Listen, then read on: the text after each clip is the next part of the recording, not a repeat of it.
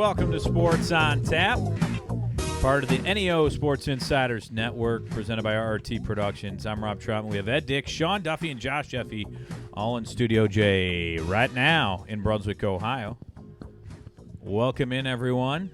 You know, the year's starting to come to an end, so what we're going to do today is something a little bit different. We usually do our high school sports segment that you know and love. Yes, very true. But we're going to talk a little Cavaliers basketball, year in review, and Cleveland Indians, and then get into the Browns a little bit later and talk about the year. Yeah, I know. We have to. You know what? I think we're legally required as citizens. We're Cleveland sports fans. We don't really have much of a choice. We have to. We have to throw our opinions in regarding our lovely Browns, even though we know everyone has the same opinion. Blow it up and start over. But we'll start that later. But you know what? On a bright spot, they won. So we'll eventually get to that.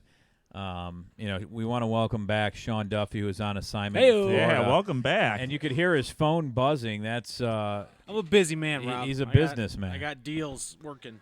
But making some power moves. Making moves, baby. And I'm going to apologize beforehand, getting over a little bit of bout of bronchitis, so if I have to mute myself to cough, I do apologize. Hey, as long as you mute yourself, nobody will know. Do me a favor and stand all the way over there. Except No, for I'm us. good now. I'm good now. I'm on antibiotics. We're all good. We're all good. Well, Have you seen the movie I trust 'em. Outbreak? Yeah. Everyone says they're fine, and then all of a sudden I got Dustin Hoffman. Or Contagion. Yeah. Ooh. That's a good movie. Yeah. Solid. Kate Winslet. I can't. I watched like the first 30 minutes of that movie, and then I'm like, okay, I'm freaking out because now I'm covered in germs. So Yeah, that'll do it. it's weird. Do it every time. 60% of the time, all the time. Works every It's time. not, Anyway. not Sex Panther. I'm not sure who you're referring to there. Wow. Exactly. But let's get into Cavaliers basketball. And Well, should we explain to people what we're doing? I mean, well, I kind of did that year-end already. reviews. We're going to go over each. I know I heard you. I'm not Oh, you pulling a did? Rob here. Yeah, but we're I going was waiting. I was like, we're all going to right. give grades though. Did you say Oh, that? no, I did not. See, exactly. We're going to Okay. give our sophisticated opinion on how each team did in the year 2015. Yeah, and that'll come at the end. So I still had time to Yeah, really all right. tell. I just Right. wanted to make sure. But no, I appreciate you doing that. oh, you're welcome. But let's talk. Dude, for you.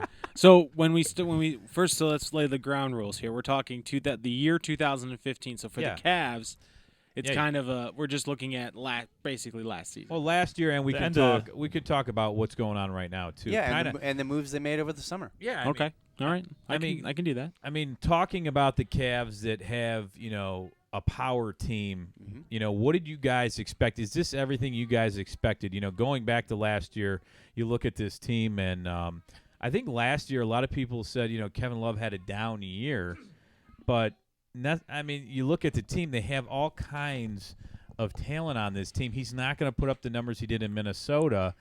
Were you guys, I guess, surprised by the way the Cavs started off last year? You know, they were 10-20, I believe, at some point. So they started off a little bit slow. 19 and 20. 19-20, Yeah, yeah. 19-20. 19-20. They started off slow, and then eventually they got moving a little bit. But, you know, what are your thoughts on how it started last year as to maybe this season so Well, far? just to start off, I think the biggest thing was during that 19 and 20 stretch, we were still at the point of trying to trade away Deion Waiters at that point, or had just got rid of him because he was a negative Nancy in the locker room. Cancer. I mean, once you got that guy out of there, then you realize, okay, now it was a more cohesive unit. I think the first quarter, maybe to half of that season, was the team just figuring out, one, who Coach David Blatt was, and number two, how do we play with each other? Because now we have essentially the big three, but with no chemistry. I mean, LeBron went to Miami and played with Dwayne Wade and Chris Bosh, who he'd played with a ton of times before on the Olympic team and in All-Star games.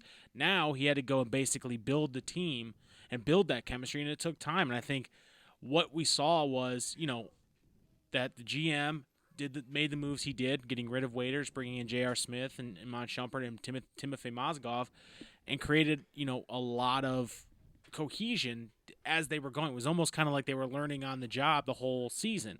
And you kind of saw that came to fruition a little bit in the playoffs and towards the end of the year when they were just dominating people. I mean, the Eastern Conference playoffs were a joke last year. The Cavs were head and shoulders above what they were, and for the most of it, they were playing without Kevin Love and a hurt Kyrie. So, I mean, you look at how good they were last year, and I think last year a lot of Cleveland fans, I know I was expecting a good team, but not a team like showing that much promise. And how far they got the first year gave me a lot of hope coming into this year. And I think you also saw LeBron changing that culture again, coming back and saying, "Look, guys, I've been to the promised land. I know what it takes. Go from there, and show. Let's show that Steeler reserve. This is what it takes to get there. Now that we've been there to the finals, now I think it's a mission right now, which is awesome to see." Yeah, there's certainly they certainly are playing more with a purpose now than they probably did last year because they are very familiar with each other and they have established a nice rapport and a relationship with David Blatt. I mean that was the big thing last year too. I mean, when David Blatt was hired, he wasn't hired to coach the team that he has at all. Right. He was hired to coach a team that had Tristan Thompson, Deion Waiters, Kyrie Irving as like their core, and then a younger team to develop. Well, Anthony Wiggins, or and Andrew Wiggins, Anthony Bennett. Those are the guys that he was supposed to come in and really coach.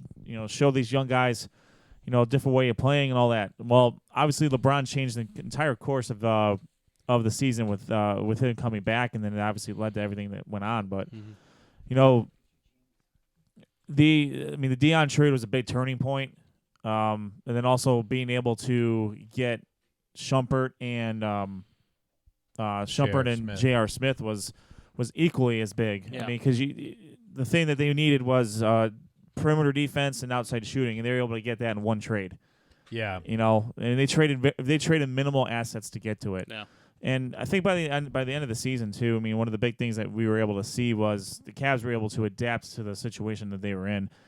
Against the Bulls and against the Hawks, instead of having the offensive powerhouse that they had with Kevin Love and Kyrie Irving, they turned into a very, very tough defensive-minded team that took pride in holding opponents under 80, 90 points and really played smothering defense. And when you have the hammer of LeBron, that's usually going to win out. Yeah. Yeah, I think the trades, even for Mozgov, the Cavaliers didn't give up too much. I mean, they gave up, second-round draft picks a lot of the times, and they collected those so they could do that. But getting Shumpert and J.R. Smith, J.R., brought that outside shot that the Cavs needed. And then defensively, you're looking for a wing defender in Iman Shumpert, and he brought that to the table. And you saw, even recently, the Cavaliers, we're not going to talk right now about what they're doing this year, but what a difference he can be defensively. And I think we saw it even in versus Golden State.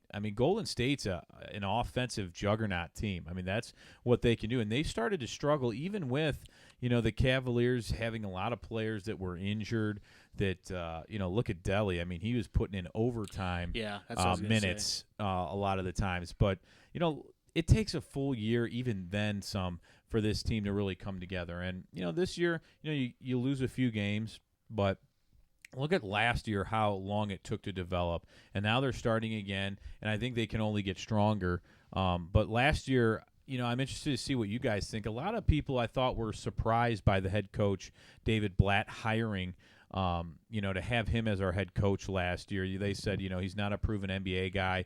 He was good in Israel and in Europe, but the guy hasn't proved anything. What did you guys think of his coaching job that he did last year? I think it was eerily similar, and I kind of was thinking about that the other day when they were talking about, like they did something on SportsCenter, maybe Fox Sports Ohio or something like that, where they compared LeBron's first 2 years in Miami when he was on those runs to the first the first year and a half or whatever. And they kind of mentioned how there was some tumultuous relationship between him and Spoelstra when he was there and him and Blatt. And I think that boils down to, you don't hire a head. Very rarely do you get to be a head coach in the NBA by taking orders. You're the guy that, giving the orders 95% of the time. Doesn't matter who you are, whether it's college. No one tells Coach Krzyzewski at Duke how to coach a basketball game. Right. So no one tells David Blatt in Israel how to coach a basketball game. He's been doing it long enough. But at the same time is that the difference between the college and maybe even the international game is that the players in the NBA have a lot more power. So I think it took maybe Blatt understanding that, okay, this is my guy. I didn't sign up for it, like you said, Ed, that I didn't sign up for this. This was given to me. I got to figure it out. And you saw that there was that growing pains throughout the year. And eventually David Blatt realized, hey, I have a general on the floor. I got a guy that I could literally take my job tomorrow in LeBron James and understand the game of basketball out there playing. Not to mention he's one of the best players in the NBA.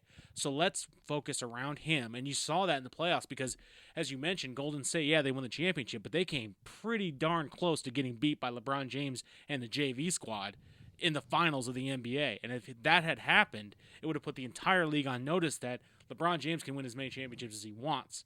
With a team, you can put anyone around him and he can win, and he showed that last year.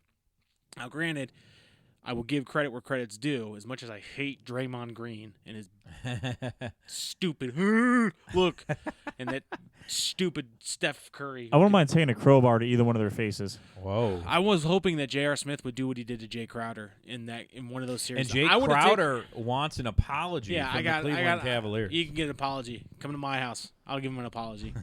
Sit down and shut up. You're making millions of dollars. You got cracked on the face on national TV. He apologized once. We're not going to apologize to you. And remember what happened to Kevin Love. Well, the referees would have called a foul on him the first 5 times he pushed J.R. Smith in the back with his forearm. Then he wouldn't have got cracked in the face. I mean, I'm not justifying what he did. J.R. Smith, did. I mean, he did a pretty good spinning, whatever they call that in the MMA. Spinning backhand. Yeah, I mean, it was a pretty solid hit, but at the end of the day, you're playing basketball, and Kelly, what's his nuts, almost pulled Kevin Love's arm out of his socket. So no relation to Larissa Olenek. How do we know? That could be brother and sister. I hope not, because that would ruin it for me with Larissa Olenek. Oh, okay. I guess sorry, I just okay. Well, all right. I think that was a handoff. That's a reference to the Secret World of Alex Mack, the old 1990s Nick show. He went back that far. Well, yeah. I mean, I was like before teenage back then. I forgot. So I actually forgot that. Or 10 Things I Hate About You that would also apply here. That's what I was thinking. Okay, fair enough. Yeah. So David Blatt. Going off topic. Yeah. I gotta get back on. I got him all flustered. He thought about Larissa Olnick, and he's like, "Oh, gotta get back wait on a minute." Here. No, she's not turning into a glob of goo. Anyways, not yet. Yeah, I mean, there was definitely a feeling out process between LeBron and Blatt, and I think the thing that helped Spoelstra out was he had a major hammer in Pat Riley as the president, and the one who basically said, "Hey, LeBron, here's all these rings. Come with me, I'll give you one. I'll get you a ring." And obviously that's what led LeBron there, and he got his rings. There isn't really that presence here, because if LeBron really wanted to get Blatt fired, he would have done it. But I think LeBron realizes there's something there. Obviously, I mean, you don't win as many championships as Blatt did in Europe without being a good coach and being able to adapt to the team that gets put around him. And he's had to do that many times out in Russia and in Israel, where he did a really good job of shuffling his style to match the players that he had. So, he's coming into this whole thing thinking, all right, I got a young team. This is what, I got an idea of how we're going to do this. We'll kind of grow into this together. You obviously had Kyrie Irving, who's, a stud and can take a lot of things away from, or can fix a lot of holes. Right. Yeah, he was the guy. I mean, before LeBron decided to come, you would probably agree with this, Ed, that he was the guy you were going to focus your offensive production around, was Kyrie Irving. 100%. And possibly Deion Waiters at that point, or Andrew Wiggins. Yeah, or Wiggins, because you had the first pick. So I think Cleveland would have been, given how Wiggins played last year. He had a pretty good start to the season, and he was pretty decent for a rookie. And you put him next to a guy like Kyrie, the Cavs may have had a pretty decent season. I mean, they, not to say they would have had the season they did with LeBron, but the cupboard wasn't as bare as I think a lot of people make out to be had LeBron not returned. Say LeBron decided to stay in Miami. Obviously Miami would have been the odds-on favorite to win it. Maybe would have been in a better position to beat Golden State because they just Well, they didn't get hurt. I mean, that's you can't. I don't think you can really say that either. I still am absolutely. If they couldn't beat San Antonio, they sure as hell weren't going to beat Golden State. And the one thing that I think was glaring last year with, we talk about as we're moving through the season is just the depth for the Cavs was just not there. I mean, once the really the core 6-7 guys that Blatt rotated in got hurt, or a couple of those guys got hurt, then we're relying on, Mike Miller's not a guy out. Everyone's like, oh, switch to Mike Miller. Mike Miller's not your savior. He's not the guy you're going to put in to stop a Klay Thompson or even score with a Klay Thompson. Right, or an Andre Iguodala who ended up being the Finals MVP. We gave him that MVP. Well, I mean, but what you see what I'm saying? We gave him an Andre MVP. Iguodala wasn't even a starter, and he came off, or he was a starter. Correct. He came off the bench, but they had guys that were willing to come off the bench and give him quality minutes. We didn't have that because we spent a lot of money to get a starting crew, hoping that they could make it through the season. I think you kind of see the GM and David Blatt understanding, hey, we need to have guys come off the bench, and that's why you see those offseason moves, bringing in a guy like Mo Williams, not the guy love that move, not the guy who's going to be your starter, probably not, but or maybe he is, and let a guy like Shumpert or Smith come off the bench where they're more comfortable, and they just say, hey, look, go out there and shoot. Mo Williams is a guy that can score, but he can also run your offense, and that takes some time off of Kyrie, so you're not putting him at injury risk and allowing him to flourish when you need to. I think that's the one thing that I took away from the finals and the playoffs is that what Cleveland had to do was find a way to get some players that weren't about to retire or had retired or taking up space at the end of the bench. Like Brendan Haywood was there, but I mean he was essentially a towel boy. You know what I mean? But so the same with Kendrick Perkins and Sean Marion. I mean, these are guys that, I mean, when you first signed them, you're like, oh, man, these guys are great, But then you realize, well, 10 years ago they were fantastic. But I think Sean Marion played admirably. I mean, obviously you got what you expected out of him. In the beginning of the year. I think they expected a little bit more out of him, though. I mean, I would agree with that. He's still, I think he averaged double-digit points last year or the year before. Yeah. And he just, for whatever reason, just wasn't able to get into the shape that he needed to be in, or he just got in. But he had injuries too, didn't he? For some of the year. Some of the year he did, but he just wasn't able to get back to the level that he could have been able to be a main contributor in the finals. I mean, there's a reason why Blatt went to a very shortened bench, or a very shortened rotation in the finals. He only played maybe 8 guys, and especially after Game 3 when Dellavedova went to the hospital. And then he's starting the playoff game 2 days later. It's like, wait a minute, you tell me you can't put in, you tell me you can't put in Sean Marion for 5 minutes to start a game, or we didn't have guards. I mean, at one point it was literally like just Dellavedova and J.R. Smith out there. Like I don't remember, like it was, but they didn't. And Shumpert. Shumpert was hurt at one point in the. He played the whole. He played hurt. Yeah, but I'm saying like you know what I mean. Like there wasn't like once Kyrie went down in the first game of the finals, it was. Dellavedova, who was, I mean, listen, Dellavedova had a great year, and he had a great playoff run, which is fantastic for him because it allowed us to say, look, if you ever want to get a guy, he's every guy's, and I was trying to think of who you would compare him to, but he's literally like our Joakim Noah. Like you would hate him if he played against you.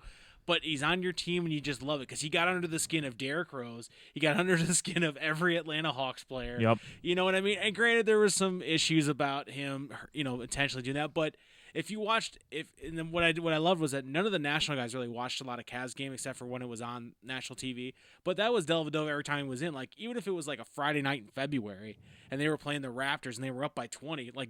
Dellavedova was running all over the court. Dude, he leaves it all out there. That's for sure. But again, he realized he had to maximize the amount of his minutes, and he did that. And then all of a sudden, he got all these extra minutes heaped onto him. And unfortunately, when you're guarding Steph Curry, you can only kind of keep him at bay. And as we're seeing this year, the guy, I mean, I hate him because he's like a nice guy, but he can just shoot a 3-pointer from anywhere, and it drives me nuts. Yeah, it's tough to stop a player like that. But, going back to David Blatt a little bit, I think, looking back at his year, I thought he did a really nice job changing some things, especially defensively. Because defensively, at first, everybody was saying Kevin Love is a terrible defender. He's really struggling to defend people, and he probably did. But I think Blatt really grew and put players where they should be. Kevin Love was in the low post a little bit, but you can see – he wanted to be outside, so Blatt put him outside, but then they ended up putting him back in. Everybody needed to find a spot, and I think Blatt did that. And even as the years went on with players getting hurt, he was finding players where they should play. Obviously, right now, I think our bench is a lot deeper than it was last year. Now you have 3 point guards, and I thought Mo Williams signing was huge.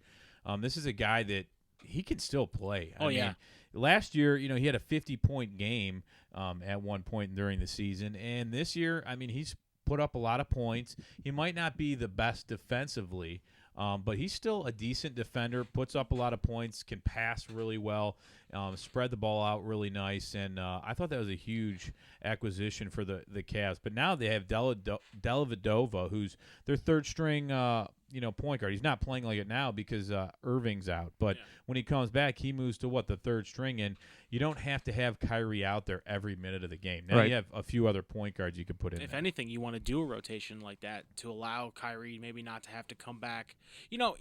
Kyrie's an interesting case, I think, this year, and I don't mean to cut you off, Ed. I was looking at that. I'm like, if I'm David Blatt, and you given his history as being the guy that wants to play all the time but gets hurt all the time, and you have a Mo Williams who you brought specifically to replace the scoring deficiency that Dellavedova has. I'm sorry, he's able to kind of get on a hot streak, but he's not a consistent scorer. Well, he's not going to create his own shot. Right, and Mo Williams will because he's been doing it for 10 years in the league. So, you know what I mean? But you brought a guy like Dellavedova who, is probably makes up for that defensive issue. I think he's a defensive specialist, but you can now have the idea where, okay, I want Kyrie Irving to play X amount of minutes during the regular season, and then you can kind of know that you have Dellavedova in your back pocket, coming back to, in the playoffs. Or, maybe you need more of a defensive effort at the point guard position, and Mo's just not fast enough to keep up with a guy like, Rose or Jimmy Butler or something like that, and maybe you want to get somebody on that type of player to just really aggravate him. So I think it benefits everybody, and I think, that allows us to kind of not save Kyrie because I think he still needs to get out there and play a quality minutes because he's a young guy, but you're not exactly needing him to carry the weight he was last year, where it was, we need you as a point guard because it's you or Delly. You know what I mean? And the scoring falls off, and now all the scoring responsibility goes to Kevin Love or LeBron James or Mozgov. But I wanted to go back to your point where they said, when you talked about defense, and how much did getting a guy like Mozgov in the middle of the year really help out the defensive presence? I mean, look at how bad they were when Verjao went down. He was really playing well early in the year. And when he went down, it was like, and you saw that for that 2 weeks that LeBron went to Miami to rehab or whatever he was doing. Defensively, we were just not able to. We could not protect the basket. So. But I was wanting to get Ed's thoughts on that because I know we talked about that last year, and about how getting a big man to replace Verjao was very, very important, and the GM did that. Yeah, he absolutely did. I mean, and he got the perfect guy for his system too. You got a guy like Mozgov who knows Blatt. They obviously were together for the Russian national team back in 2012, and Blatt knows how to push his buttons. He knows where, what to do to get him motivated to play. And a big part of that, a big part of the season was getting him to come in and kind of be that rim protector. So, if a guy like Kyrie got beat off the dribble, you weren't giving up a layup every single time. And that was a major issue once Verjao went down because, as we all know, Kevin Love is not the best of defenders in the world. And Tristan Thompson hadn't really developed into that type of a defender at that point. Yeah.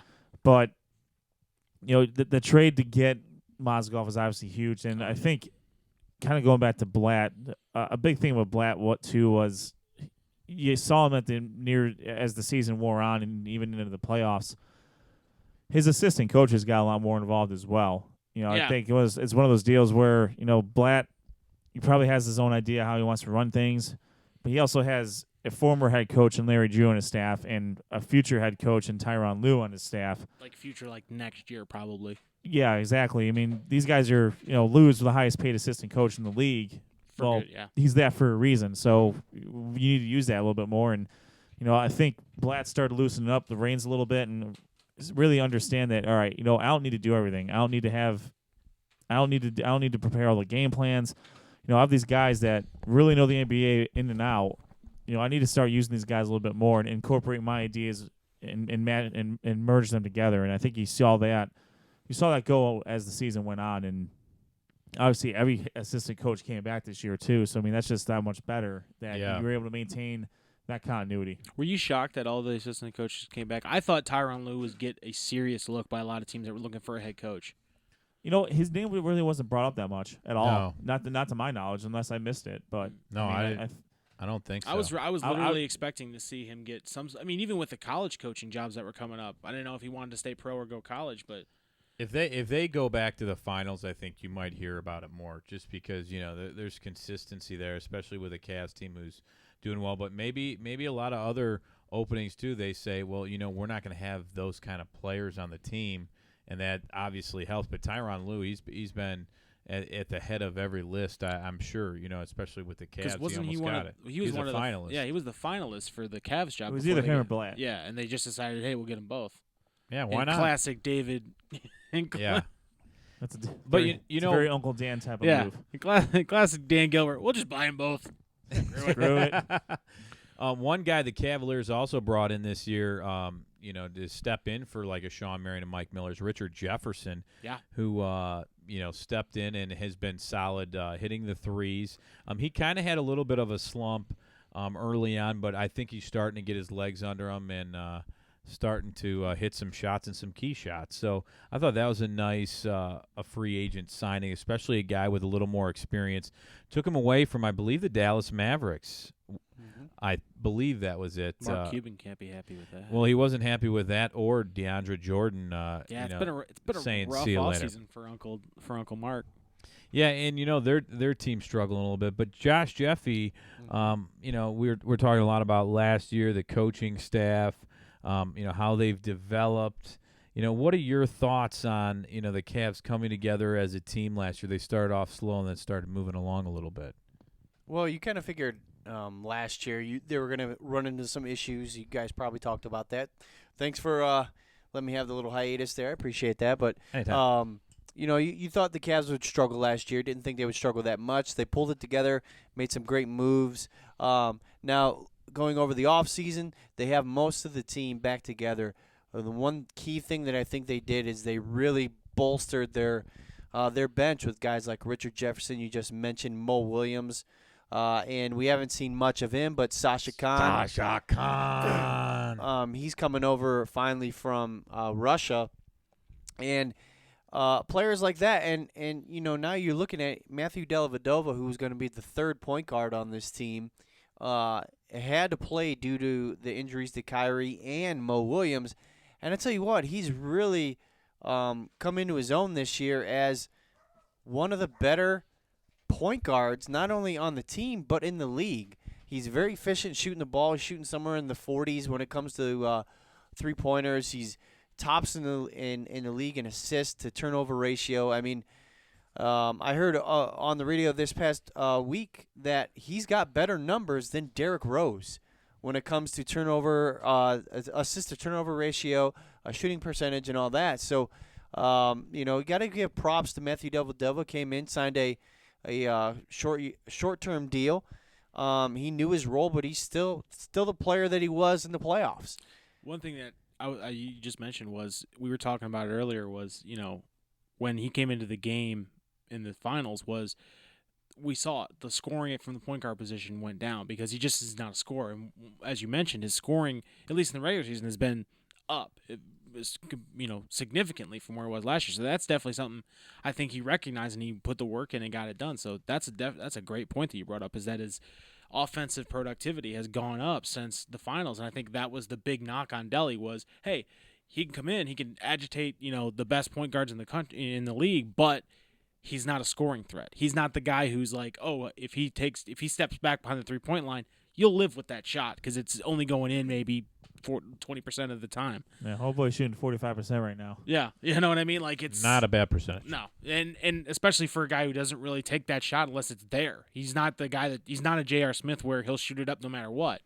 You gotta love the alley oops. Well, from yeah. Delly to Tristan. That's a fair. But do you know what? A lot of teams are starting to cover Tristan a little bit, so he just floats it up and it goes in a lot of the time.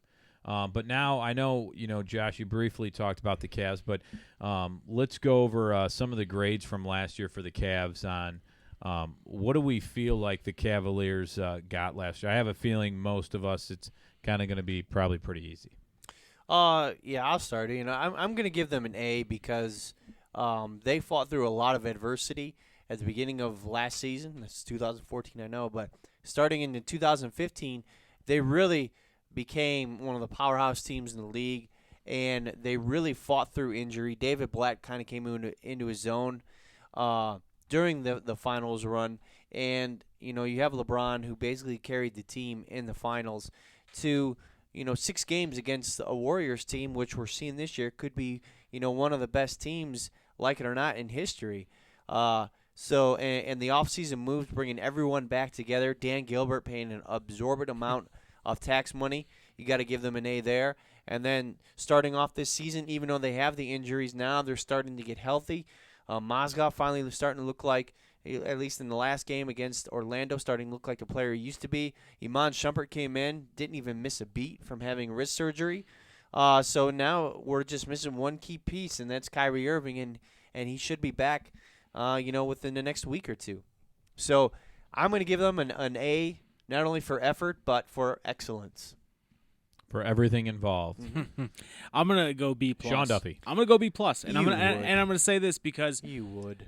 it's a B plus for lack of information. I don't think we've Lack seen of information. Lack of information. I want to see the team go through the entire without injuries. Like if you would have put, Can't plan that though. but you can with Golden State. But also I want to. It's a They didn't get hurt. Well, they didn't get hurt at all. That's not a lack but of how, information. But what the That's actually a fact of information. well.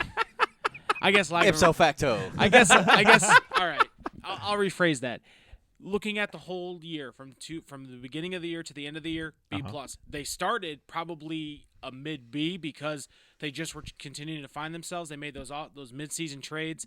They started to anchor up, and then injuries kind of brought that score down. So it you could kind of almost look at it as a bell curve. But I say it ended up with a B plus. That's not to say they're a bad team. I know. I'm just giving you a I hard just time. think it's.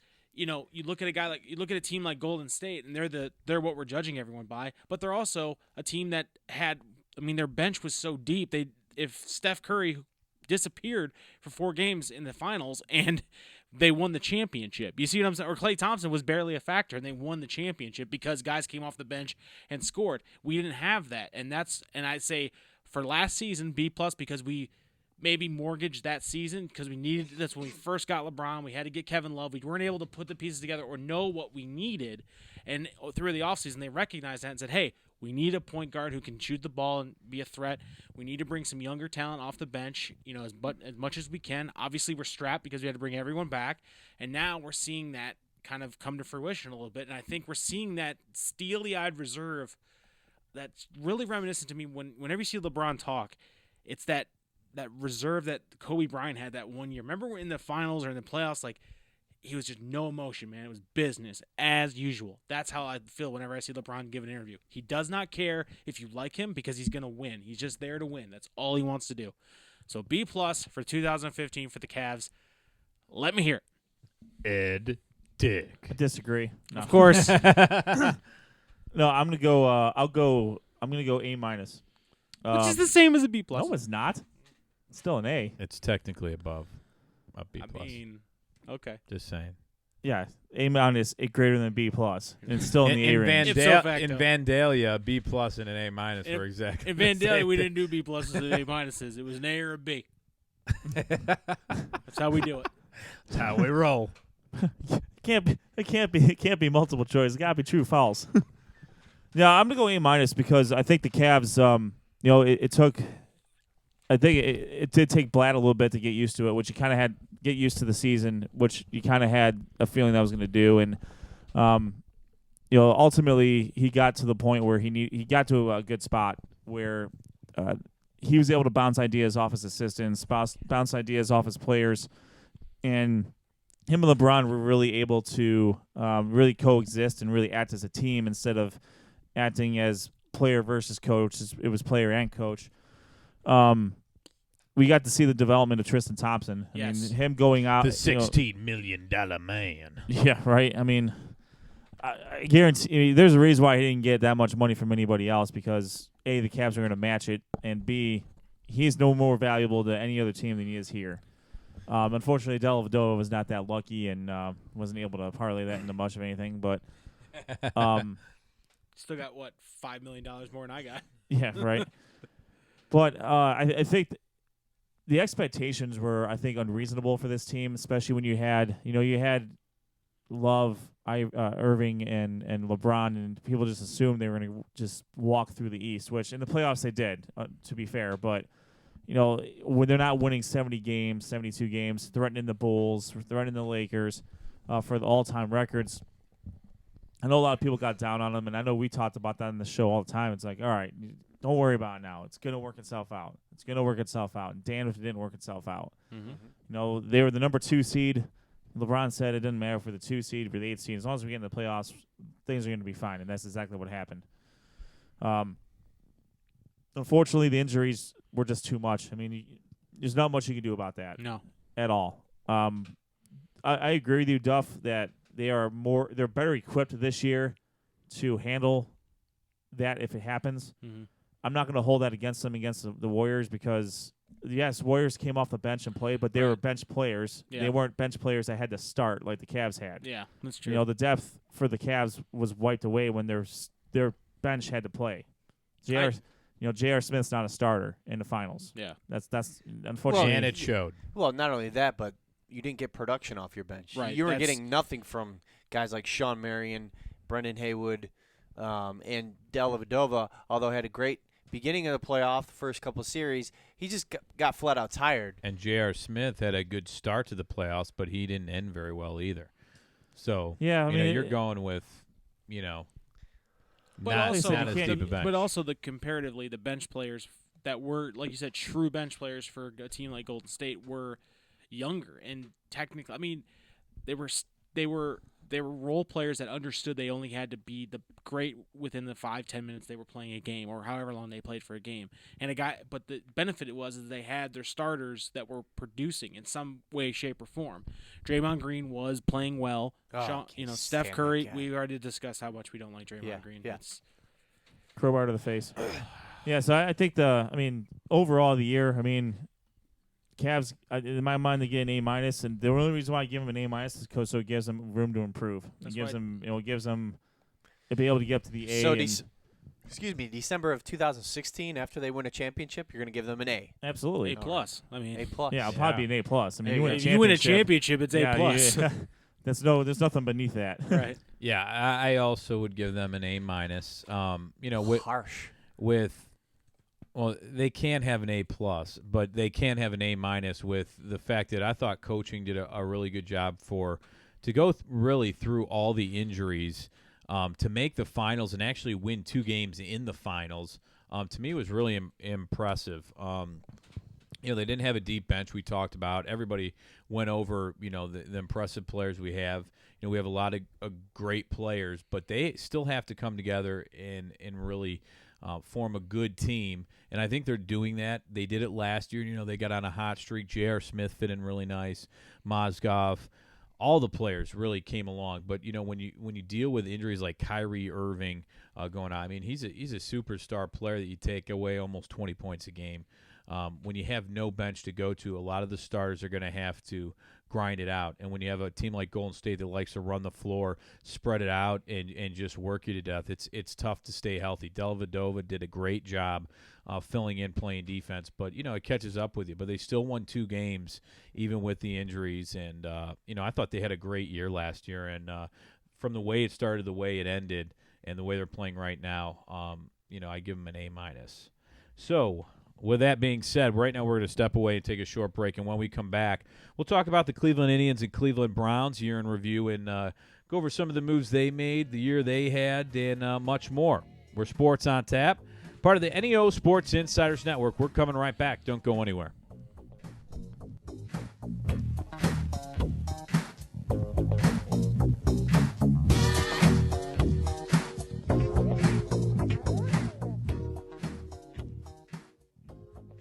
For the best coverage of Cavs, Indians, and Browns, check out neosportsinsiders.com. neosportsinsiders.com brings you breaking news, opinions, and video from all things related to your favorite Cleveland sports teams. Like us on Facebook and follow at NEO Sports Insiders on Twitter for live updates from all the games. neosportsinsiders.com, bringing you the best in Northeast Ohio sports coverage. Join Sports on Tap the first Thursday of every month at Z's Cream and Bean, 2706 Boston Road in Hinckley, Ohio, as Sports on Tap talks local Ohio high school sports Cleveland sports, and national sports topics. It's all happening at Z's Cream and Bean, the first Thursday of every month starting at 7:30 p.m. Join us.